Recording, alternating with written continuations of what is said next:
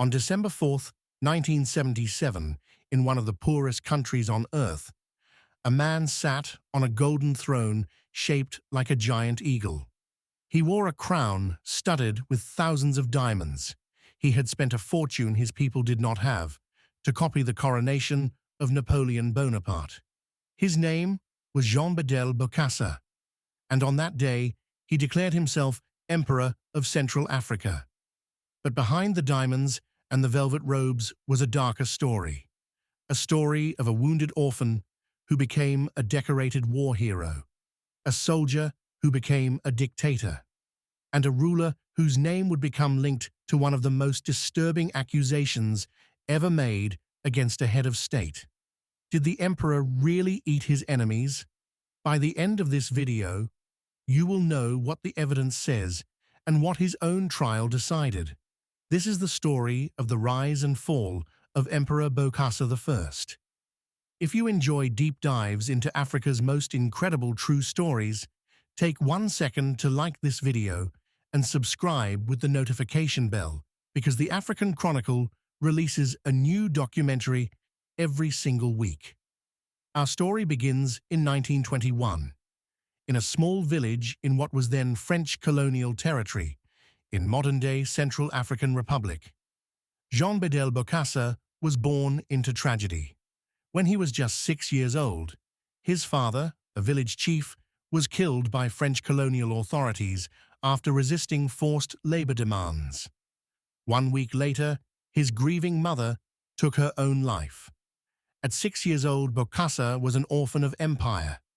He was raised in Christian mission schools, a quiet boy who carried a deep wound and a complicated obsession with the very country that had destroyed his family, France. That obsession shaped his entire life. In 1939, Bokassa joined the French colonial army. He fought for France in the Second World War and later in the brutal war in Indochina. He was decorated for bravery, earning the Croix de Guerre and the Legion of Honor, two of France's highest military awards. The orphan had become a war hero.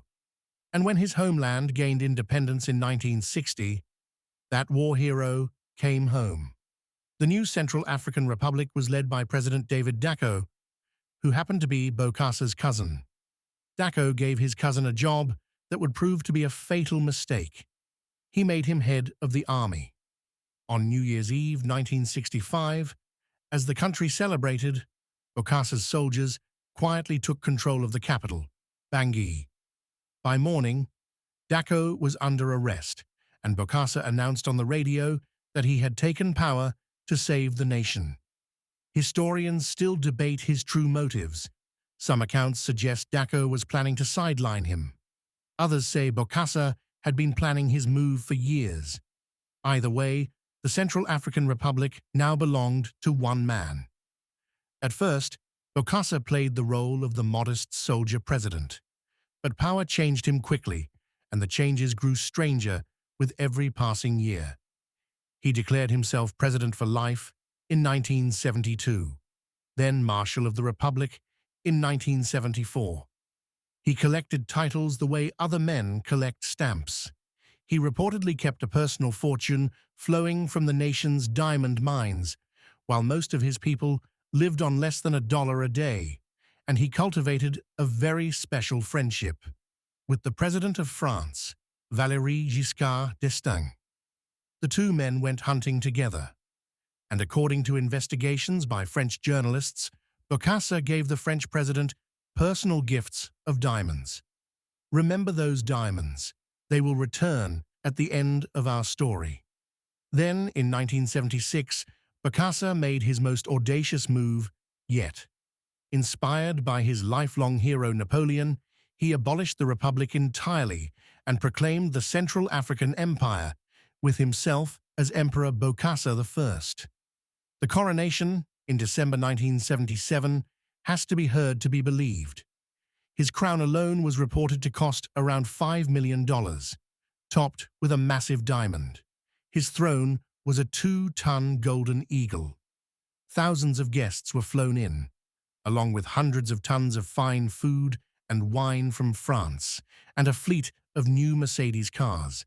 The total bill is estimated at over $20 million, in a country whose entire yearly budget was only a few times that amount. Some historians estimate the ceremony consumed roughly a quarter to a third of the nation's annual income, much of it quietly supported by France. And yet not a single foreign head of state attended. The world's leaders stayed away, unwilling to be photographed beside a man crowning himself emperor while his people went hungry. Bokassa had reached the summit of his dreams. The orphan, whose father was killed by the French Empire, had made himself an emperor with French champagne on his table. But empires built on fantasy do not last, and his fall began, heartbreakingly, with schoolchildren. In January 1979, the imperial government ordered all students to buy expensive new school uniforms. The uniforms were sold by a company connected to the Bokassa family itself. In a country full of struggling families, it was one demand too many. Students protested in the streets of Bangui. The regime answered with force, and many lives were lost. Then, in April 1979, came the event that would end the empire. Security forces rounded up scores of schoolchildren and teenagers accused of protesting and took them to Ngaragba prison. Over the following days, dozens of those children died in custody at the hands of the regime. An international commission of African jurists investigated and concluded that around 100 children had been killed. Several witnesses claimed the emperor himself was present during the violence and participated. Bokassa always denied this, but even the possibility horrified the world. Amnesty International raised the alarm. Global headlines called him the Butcher of Bangui. And in Paris, his old friends decided the emperor had become an embarrassment they could no longer afford. In September 1979, while Bokassa was away on a visit to Libya, French special forces landed in Bangui in a swift overnight operation. By morning, the empire was gone, and his cousin David Dacko, the very man he had overthrown, was president once again. The emperor's reign had lasted less than 2 years, and then came the stories that made Bokassa a global legend of horror. After his fall, officials and former staff alleged that refrigerators at his palace had contained human remains. His former cook claimed he had been ordered to prepare human flesh. Rumors spread that the emperor had served it to visiting dignitaries. So, did he really do it? Here is what we actually know. In 1986, Bokassa shocked everyone by voluntarily returning from exile to face justice. His trial became one of the most extraordinary court cases in African history. In 1987, the court found him guilty of the murder of the schoolchildren and other crimes and sentenced him to death. But on the charge of cannibalism, the court acquitted him, ruling that the evidence was not strong enough to convict. So the most famous accusation against Bokassa remains exactly that, an accusation. Some historians believe the stories were exaggerated by his enemies and by the French to justify removing him. Others point to the sworn testimony of his own staff. The debate continues to this day. His death sentence was reduced, and in 1993 he was released in a general amnesty. The former emperor spent his final years in Bangui, declaring himself the 13th Apostle of Christ, before dying of a heart attack in 1996. He left behind 17 wives and more than 50 children. And those diamonds he gave the French president? In 1979, French newspapers exposed the gifts, creating a scandal that helped destroy Giscard d'Estaing's re-election. In the end, Bokassa's diamonds brought down 2 presidents, his own and the man who crowned him.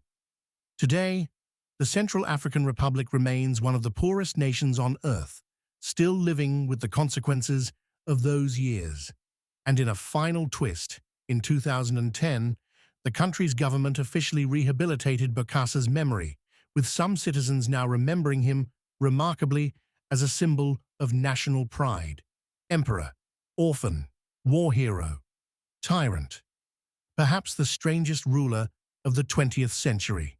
This is the African Chronicle, bringing you the most powerful true stories from African history.